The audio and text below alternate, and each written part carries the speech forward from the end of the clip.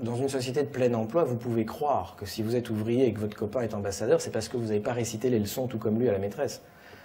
Quand il y a du boulot pour tout le monde, ce que j'ai connu personnellement. Je dis ça aux plus jeunes, hein. On avait un truc super, ça s'appelait la démission. J'adorais ce truc-là. Ouais, c'est une boîte pourrie, ici je me casse, hop. Le lendemain, t'allais bosser ailleurs, hein, tout de suite. Et donc maintenant, non, c'est super, j'ai rien à dire, c'est très bien ici. Et donc voilà, donc vous pouvez croire dans une société de plein emploi, jusque dans les années 70, vous pouvez croire à l'école. Vous pouvez croire que si vous mettez le paquet, vous allez y arriver. Avec 10 millions de chômeurs et 6 millions de 4 millions de chômeurs, 6 millions de précaires, enfin bref, avec des gens bac+3 caissières à Auchan, hein, pardon, hôtesse d'accueil, hôtesse de caisse, voilà, l'école rentre dans une crise absolument terrible, qui est que moins elle sert, elle n'a jamais servi à ça, hein, mais moins elle sert à avoir un métier, plus les gens attendent d'elle qu'elle donne un métier. Et donc les parents deviennent fous avec les profs.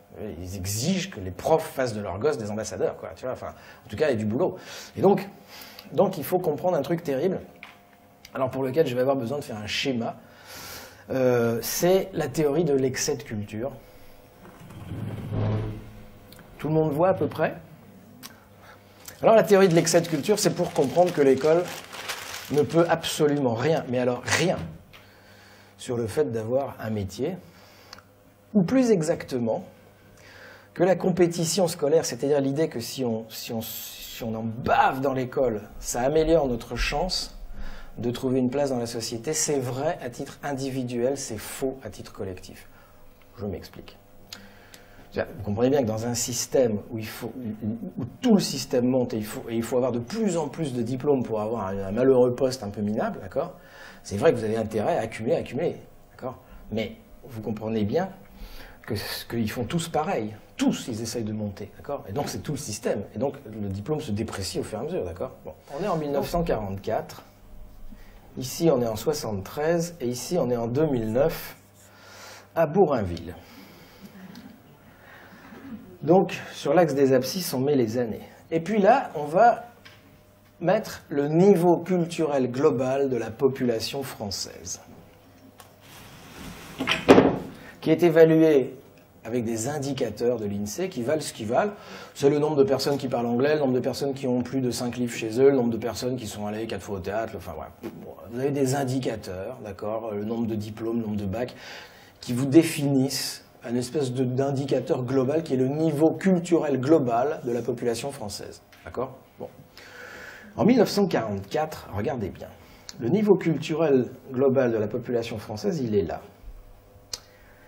Et la demande des entreprises en matière de qualification culturelle, il est là. Ça veut dire quoi?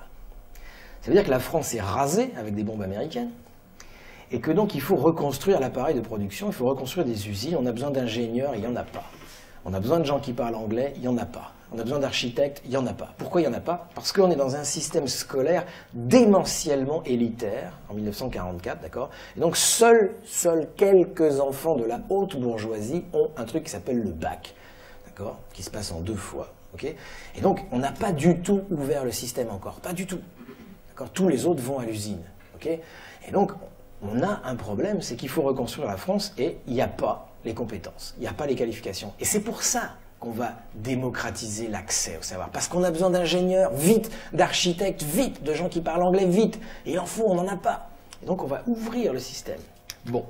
Et donc, le niveau... Et donc on est là dans une phase très curieuse que les économistes appellent déqualification à l'embauche, surqualification à l'emploi. Waouh! Ça veut dire qu'en fait, quel que soit votre niveau quand vous sortez du système scolaire, il y a une entreprise qui vous aspire et qui va vous faire faire quelque chose de plus compliqué que ce que vous savez faire, quelque chose qui est au-dessus de vos qualifications, mais c'est pas grave. Vous allez apprendre sur le tas, on vous formera, vous irez vous former, faire des stages, enfin bref. Et donc on va vous confier un travail super, vachement plus que ce que vous savez faire. On est dans une période de plein emploi maximum, ok? Maintenant, regardez bien ce qui va se passer, c'est très rigolo. L'école va faire son travail. Alors, la télévision va faire son travail. Le livre de poche qui arrive en 63 va faire son travail. Bref, la démocratisation culturelle va fonctionner à plein. Et le niveau culturel de la population française va monter. D'accord? mais il va monter plus vite que le besoin des entreprises en matière de qualification culturelle, c'est-à-dire en matière de... Et donc il va croiser aux alentours de 1973, fin du plein emploi, début du chômage structurel de masse. Pourquoi? Eh bien parce qu'à partir de 1973, nous en savons tous plus, grâce à l'école, que ce qu'on nous laisse faire dans l'organisation du travail dans l'entreprise. Si vous voulez, l'organisation du travail reste massivement stupide, on appelle ça une organisation scientifique du travail, d'accord? Et donc, nous sommes de plus en plus intelligents et on continue à ne rien nous laisser prendre comme initiative. Vous pouvez vérifier là où vous êtes tous, pour ceux qui travaillent dans cette salle, vous en savez plus que ce qu'on vous laisse faire dans l'organisation du travail. Mais vous connaissez ça très bien, hein? C'est la secrétaire trilingue à qui on laisse utiliser une seule langue pour coller des timbres toute la journée sur des enveloppes, d'accord?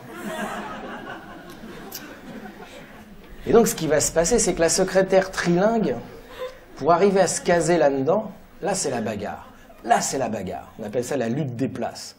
Pour arriver à se caser là-dedans, elle va se présenter devant un patron en disant « je suis secrétaire trilingue ». Et puis à côté, il y a une secrétaire bilingue et à côté, il y a une secrétaire monolingue. Et elles acceptent toutes les trois le même salaire. La secrétaire trilingue accepte de baisser ses exigences salariales pour avoir le boulot à tout prix. Et donc le patron va engager la plus qualifiée pour lui confier un travail débile de secrétaire monolingue pour coller des timbres, hein, d'accord? C'est-à-dire qu'il ne va pas utiliser ses compétences. Et donc elle va pousser vers le bas la secrétaire monolingue qui va devoir, elle, se caser là-dedans. Et elle va piquer le boulot d'une caissière à Auchan qui, elle, va piquer le boulot, etc. Et à la fin, pour un qui se case là-dedans, vous n'avez pas un, mais deux qui sortent en bas. Début du chômage structurel de masse. Chaque fois qu'il y en a un qui arrive à se caser, là, il y en a deux qui sortent là. Et donc, quand je vous dis que c'est vrai individuellement et c'est faux collectivement, chaque fois que l'un de nous arrive à rentrer dans le système, il se fout complètement de savoir qu'il y a quelqu'un d'autre qui sort quelque part.